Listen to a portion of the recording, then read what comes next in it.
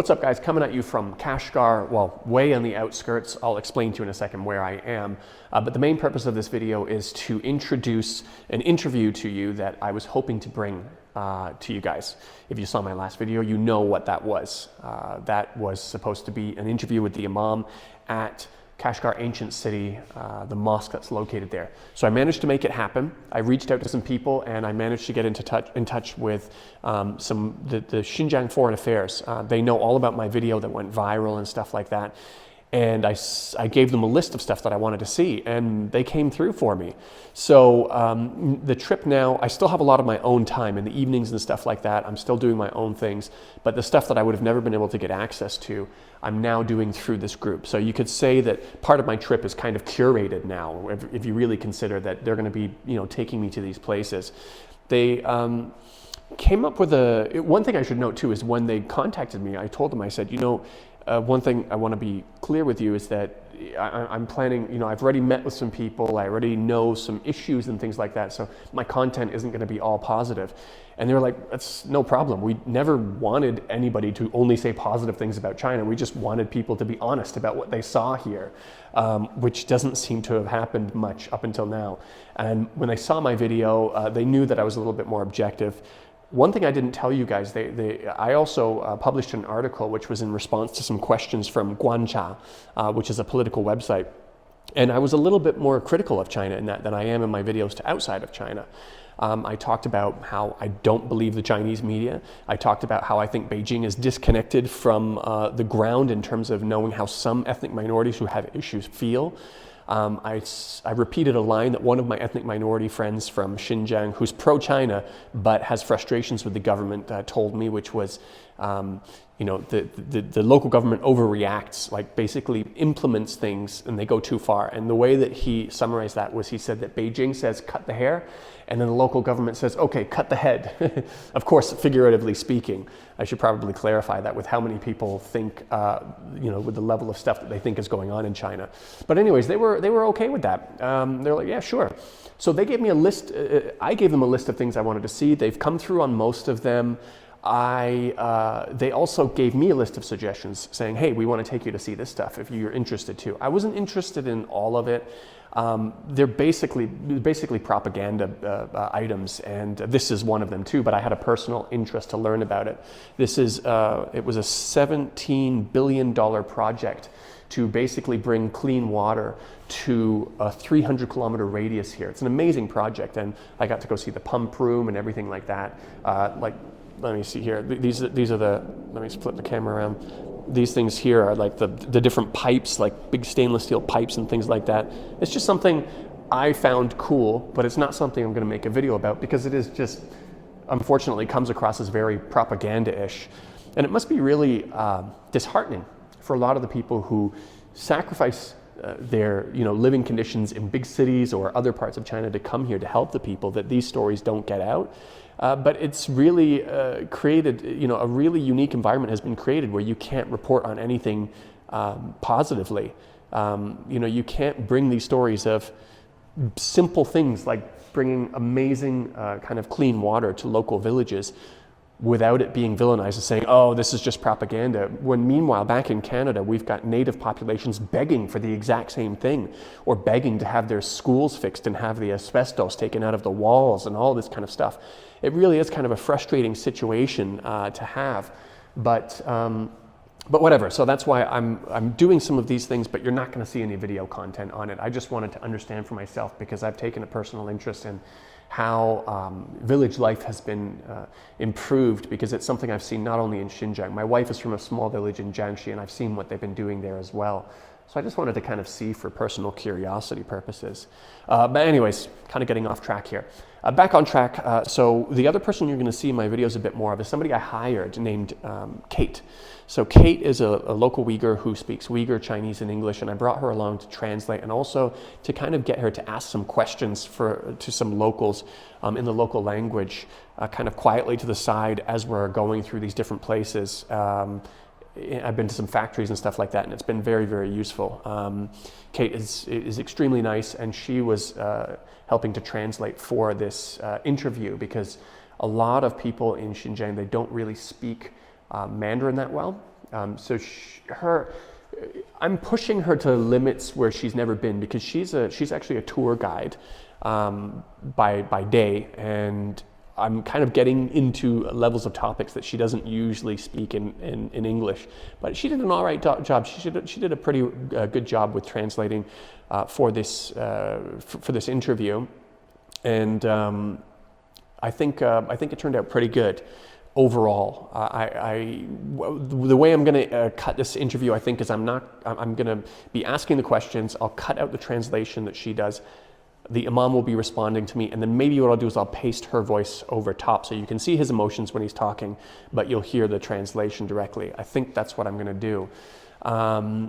The interview itself, I was hoping to ask more questions, but you'll probably see in the interview I was getting kind of fidgety. My back was really kind of acting up, and so I kind of cut it early. But I got a couple of interesting questions in there regarding his father. I made sure beforehand he was going to be okay speaking about his father, because obviously he was killed by terrorists, and then also learning about what the situation was like back then. Was really interesting as well, because it seemed like a pretty terrifying situation especially for non-Muslim Uyghurs who were targeted, or even non-Uyghurs completely, who did things like drink, which obviously these people took big issues with, which you'll find out in the interview. But one thing that struck me was that no Western media had come and asked this Imam about his father, about the situation, what he feels about the terrorism and things like that. And for CNN and BBC and all these kind of outlets who have such a big interest in this topic in Xinjiang, why wouldn't they want to interview someone like this? Partway through the interview, I thought he was saying, yes, he was interviewed by these people for this thing. But then when he opened up, he has Douyin, and he opened up his Douyin and he showed me it was Chinese media. It was, these outlets did not come to talk to him because they know it's going to create an uncomfortable truth that they need to admit, that there were people like this, there were Uyghurs who were killed by terrorists on a regular basis. And obviously this person who lost his father may have a little bit of a different opinion on what measures needed to be taken in order to control this. So you gotta really, and I'm gonna bring up other issues like this later on, where I talk to you about why would the media do this, or why would they miss this, or why would they not talk to this person who would be extremely relevant in this conversation if they were really doing journalism. The obvious answer is that these outlets are not doing journalism. They have a story, they already have a target that they want to craft.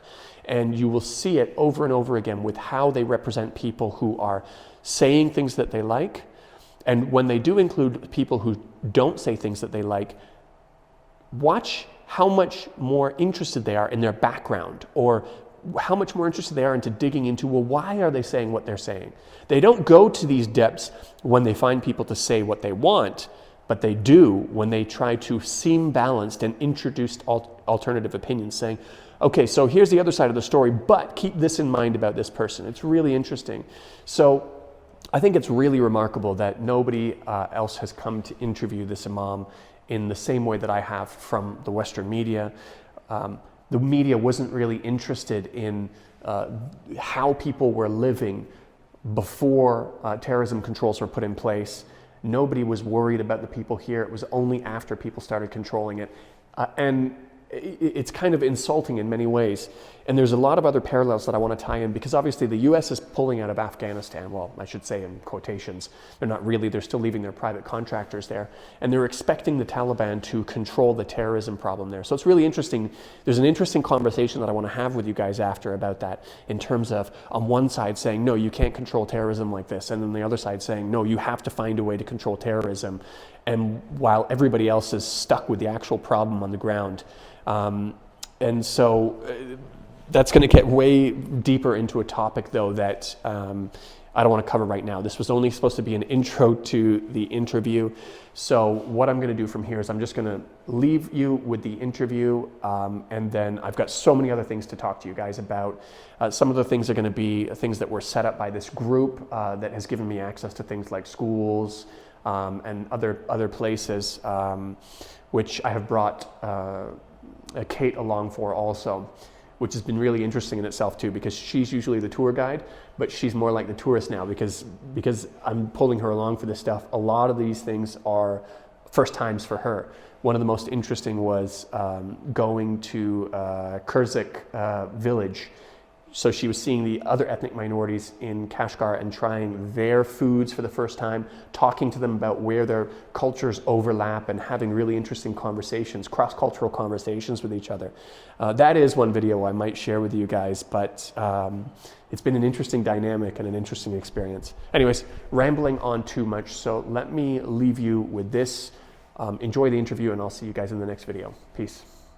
I am about to go and talk to the Imam at this mosque. I've already been exploring it a little bit, and I'm not exactly sure if I'm going to be able to record the conversation or not. I'm going to see, I'm going to check with him, but somebody managed to arrange a meeting with me, and I'm connected with a friend of a friend, Kate, who's a Uyghur, who will be translating for me.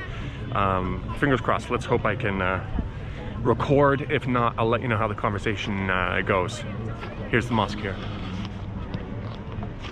Yeah, I just want to say first thank you for taking the time to talk with me.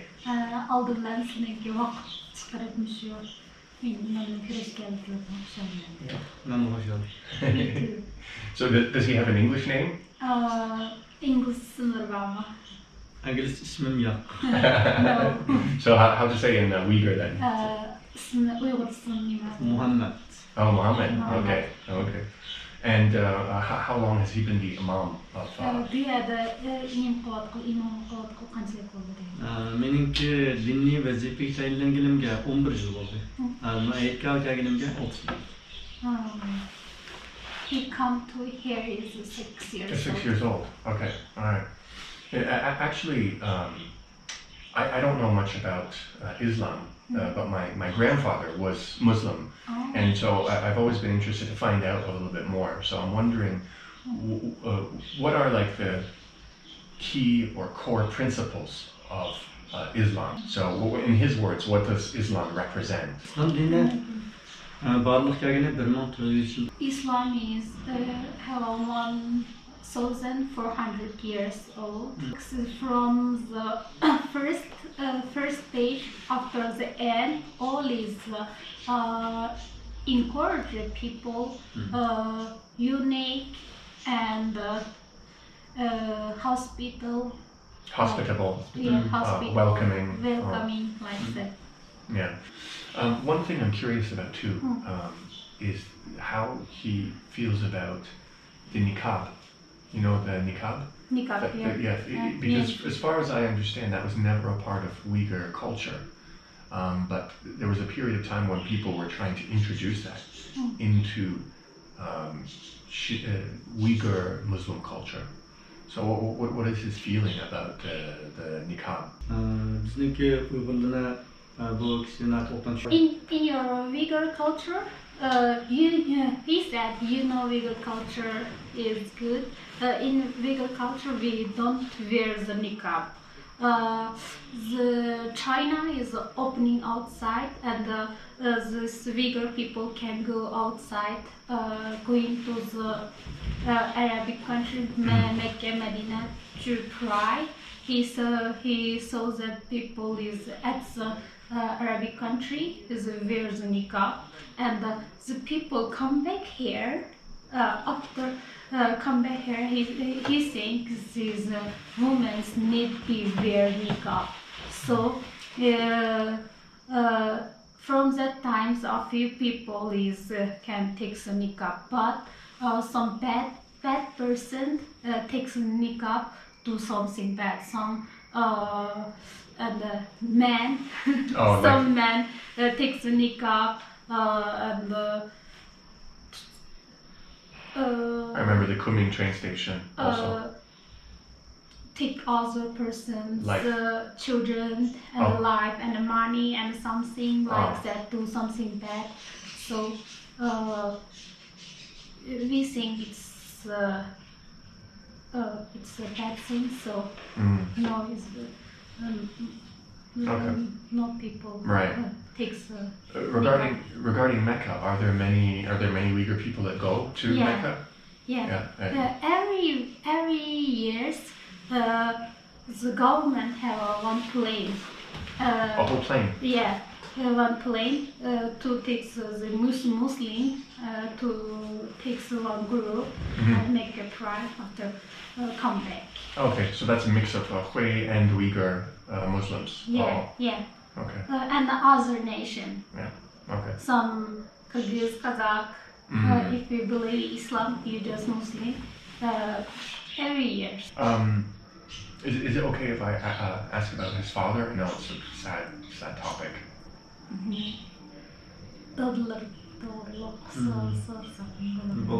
Dadam Yeah. Okay. What I want to understand if there was any understanding why he was targeted. Why were people unhappy with him? Was he just not teaching Islam in the way that they wanted, or what was the issue? Dadam ezelden cemaatine Id Kah Mosque yaxshi o'rgataklar. 我可以用汉语说吗？ Oh, it's a bit more difficult to. 他说他爸爸是就是带领这些穆斯林，就是伊斯兰教的这个方式，然后他爸爸是特别反对宗教极端。Oh, he's against the terrorism. Against terrorism, but and he told something again. Oh, because he didn't support the Yes, terrorists. supports the terrorists. And for everybody Yeah. to control the terrorism, 对 you know, from the outside, from the outside world, people think, and they always say that, oh, China went too far. You know, it was like a type of I wonder if he has a different perspective because he lost his father. Does he think the steps were necessary? Were they, you know, maybe there's some ways it can improve, but more or less, how does he feel about all of the measures? Like, because for example now, everybody here can live free of terrorism. They're free from terrorism now. But at the same time, you give up other freedoms. Like now there's many police checks, many surveillance and everything like that. For him, is it worth it? Does he think that it was really necessary considering how serious the situation was? Bu kamerani o'rnatilishi va kishilarning Some people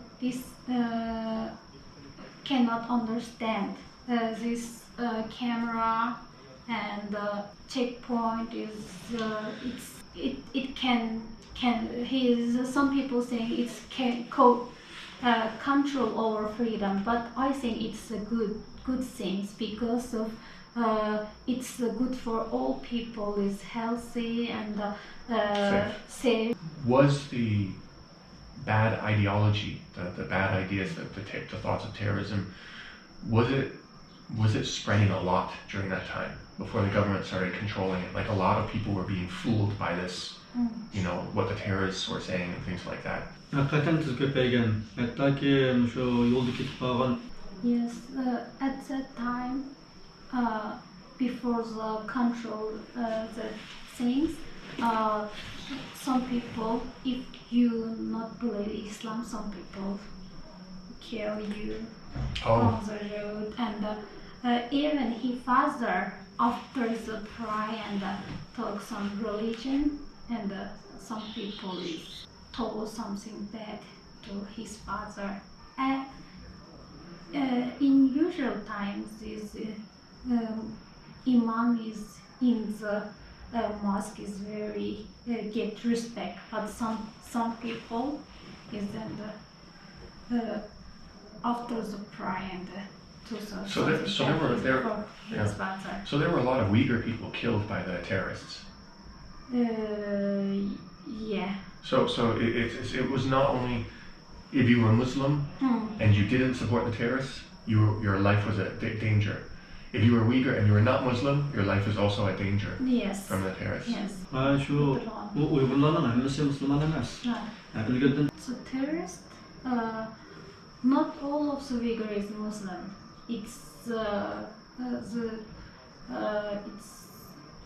It's up to you if you believe or you can believe it or you cannot believe it. But the terrorist thinks you are Uyghur, you not believe Islam. Kill you. And firstly is to kill some government worker. Oh, Uyghurs who work for the government. Yeah, Uyghur for the workforce government and kill these people is working at the village, small village, and some police and these things. You are workforce government, Right. kill it, and after then even kill his father. Yeah. And some people, his father is very knowledgeable people, also kill him. Other than that as well, did the terrorists have very strict ideas of how Uyghur Muslims should live? So, for example, I know that there's 1,000 years of Uyghur history of making wine, but for some Muslims they say you cannot drink any alcohol, something like that. So is that an example? If a Uyghur Muslim was drinking alcohol, that would also have put them at risk against the terrorists. So just the structure of the life was also, the terrorists really wanted to control the structure of the Muslim life for the Uyghurs. Endi Araq Qur'oni Karimda cheklangan. Masalan biz ichmaymiz. Musulmonlar Araqdan in Quran is drink wine is forbidden, but in Uyghur culture, some Uyghur Muslim also drinks the wine. After the wine and cleanse the body and also can pray. But some terrorists look at some people drink even what nation. Uyghur Oh, it and doesn't other even matter. matter. It doesn't matter what kind of nation. So them drink the wine, cuts their ear. Wow. Even cuts their ear and even kills them. Wow. Okay, that's very serious. Yeah. So it seems like for Uyghurs, there's a lot more freedom now in many ways. Now they can choose to be Muslim or not be Muslim, or to drink or to not drink. But according to the West, people think that Uyghurs don't have the freedom to practice their religion anymore. They think that the government is trying to stop Islam completely. What is his reaction to that, if foreigners really believe that? İçtiğalını çekileydiğanmı, içmeydiğalını çekileydiğanmı? Devletimizde dinli itikat As the Quran said, is forbidden you drink wine, but he's one of the Imam. If you want to drink outside, drink the wine, the government don't interfere here. He's one of the religion person. He drinks wine.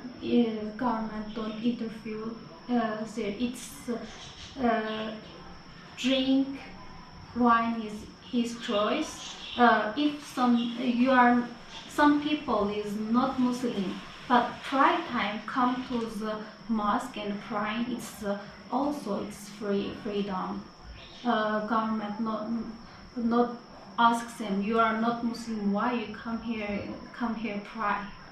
Okay, so not only do Uyghurs have the freedom to practice their religion, but even if a Han Chinese wants to come and pray and learn about Islam, they can come also. Yeah, all is free. And it's free. Okay. Freedom. It's choice up to them. I more wanted his reaction, also about how, if he thinks that's ridiculous, if the foreigners, they think that the Uyghurs are not allowed to practice their religion, or that the government is slowly trying to break it away. So what does he think of foreigners who have that idea that this is the target of the government, to slowly erode away the religion? And bu Id Kah Mosque bizninki bu. This is not only in Xinjiang, all of the world. Most of the religion believer is a few now, because it's you come to mosque and pray, you must take most of the time to pray. So the people being the life is going better. So most of the people maybe is coming maybe some religion leaders, a few. I'm as a one religion person. I didn't want to the people is come here few, but it's their choice. I cannot interfere with them. So. But what is his feeling about the West believing that this is not a natural? It's not a natural adjustment in China. That it's the government deliberately finding ways to make it lower and lower. What's his reaction to people who believe that? That it's the reason it's going lower in China is also because the government is trying to make it go lower. Ya bu hükümet bizge manşek edilmesinde belgilep vermedi. Government not say one time come here how many percent it's the in here at the childhood at the Friday and to be festival whole person at the mosque in even the square is full people is pray. But Friday at 3 o'clock. Friday and to be festival. But when he grew up, the people is a few. It's not government influence. Just the people depend. Yeah, just like everywhere else in the world. Yeah. For my last question, what I wanted to ask actually was because specifically CNN and BBC, they take a very big interest in Xinjiang and they report a lot of stories. And so I wondered if either of those networks came to ask him specifically about his ideas about terrorism or his father or anything like that, because I feel like that's a very important other side of the story. And it would be, if CNN and BBC didn't ever cover that, I would feel like it's a very big hole, a very big mistake. They asked about his feelings on the terrorism and the situation with the father. He can on the internet, you can check it. 你有自己的抖音吗？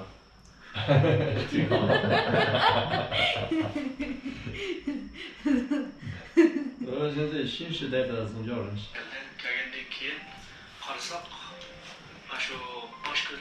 这是 CGTN。这个我看过了，看过了。哦，这个好像都是中国的媒体。OK， 挺好。这个对，这个都是中国的媒体。但是那个美国的、英国的，他们应该。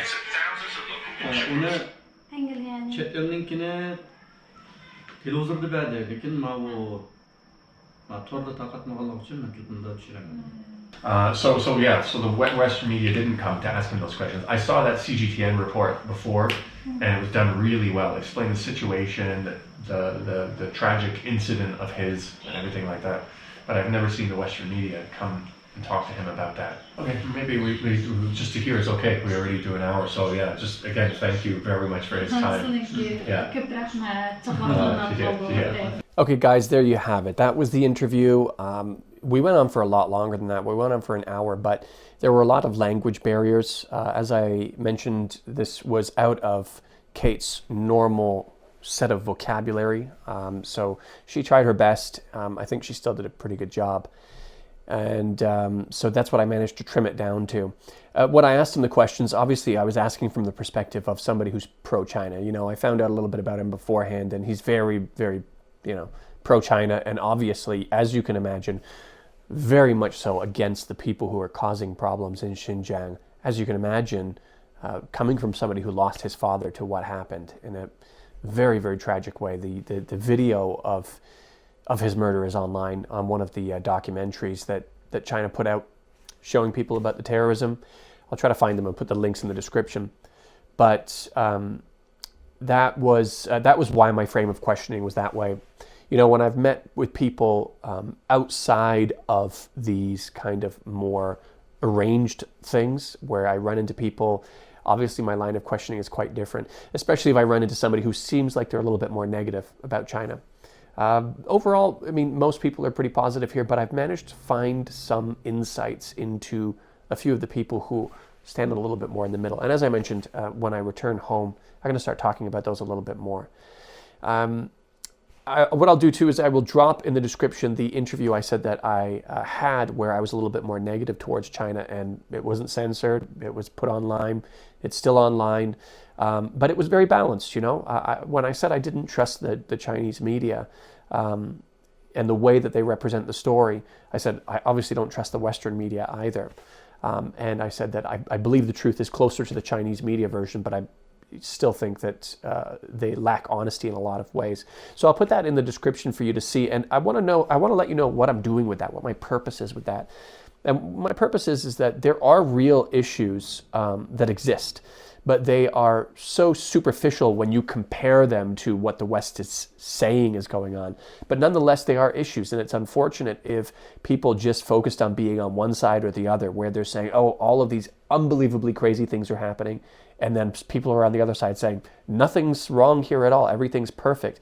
Then real issues get left out. So what I was hoping to do, and what that article being published in China encouraged me to believe, is that if people were willing to engage with China in a constructive, honest way, that there is a possibility to collaborate to make changes for the good. I really don't think that any of the Western media outlets are here to really help. They're here for a headline. I don't really think any of these human rights activists that focus on countries other than their own are really here to find problems to help. I think they're looking for problems to exploit. When you look at what many of these human rights, so-called human rights agencies, who they're backed by the very governments that have a goal to crush China, to push them back down so that they don't have a peer competitor. A massive conflict of interest. And you'll notice too with these human rights activists, people who go to school and learn about human rights and then they leave school to make their own country better, versus the people who become human rights activists and focus on problems overseas. It doesn't necessarily mean there aren't good people who can do that, but there's an amazing disconnect between the types of personalities you get between these two sides. A lot of these guys who focus on overseas issues, they are absolute vile personalities. And I'm going to share some with you in the future videos. You're not going to believe some of the stuff these people do, say, and how they act. So I'm here in China. This is my country for now. This is where I'm living. This is where my kids are going to grow up. I don't have any plan on leaving anytime soon. If I can make a positive change on some real issues by engaging in an honest way, that's something I can be proud of. But I think there's a real need to push back on some of this serious imperialistic propaganda that is driven by a need to push China back down for the sole purpose of making sure that the West doesn't have a peer competitor. So that is my... that's it'll give you a little bit of a background as to why I wrote that article that I did, that I'll share with you. You'll see the first part is in Chinese. I believe the English is below it. Just so you get a little bit of an understanding of that. Anyways, what I want to wrap this up with is, bringing this back on topic about the mosque and the Imam. I did a little bit of snooping around also because I wanted to see how many people were visiting the mosque. This was filmed on a Saturday.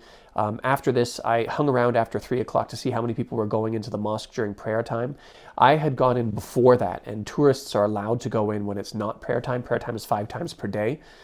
And so I got to walk around in the gardens, take a look around. I went into the prayer areas also. Obviously, I took my shoes off first, went in the indoor prayer area, looked around in there. I managed to compare it to another mosque. I saw a mosque on the outskirts of the city also, which was more of a little bit of an underground. It was semi-underground, literally, not figuratively speaking. So it was interesting to see the different mosques. But during the prayer time, I was hanging around outside, and there weren't really too many people coming in. There was a trickle of people coming in. They weren't all coming in at once. They were mostly old men. From what I understood and what I learned after, they were from the local area. The Imam had said if I came on Friday at 3 o'clock, that's a busier session. But he said even then, not as many people come as when he was a kid. He said, it's just like globally, less and less people are following religion. And in the context of Kashgar, there's a lot of young people who are running businesses now, have busy lives. They'll pray at home or something like that. or they'll come once in a while, or during the 2 holidays, a lot of people come. That's when people come in from far away. I got the feeling it was kind of like the equivalent of Christians who go to church only on Christmas Day. I don't know if the parallels are exactly the same, but that's kind of the feeling I got about the dynamic. He was, of course, disappointed that the numbers were down, but that's the context I was given, so take it for what you will. After this service, I was driving by outside later on. More people were coming out at the same time. People seemed to come out at the same time more than they were going in. And there were a lot of people hanging out outside after, I believe it was 6 o'clock when it was over. Excuse me. And I think there must have been about 200 people or so. Not a huge amount of people, but that's what we were looking at on that Saturday service. So anyways, I think I'm going to wrap it up here, guys. I hope, it wasn't too long of an interview finally after it was cut, but I hope you enjoyed that. And I'll see you in the next video with far more stories to tell. Catch you then. Peace.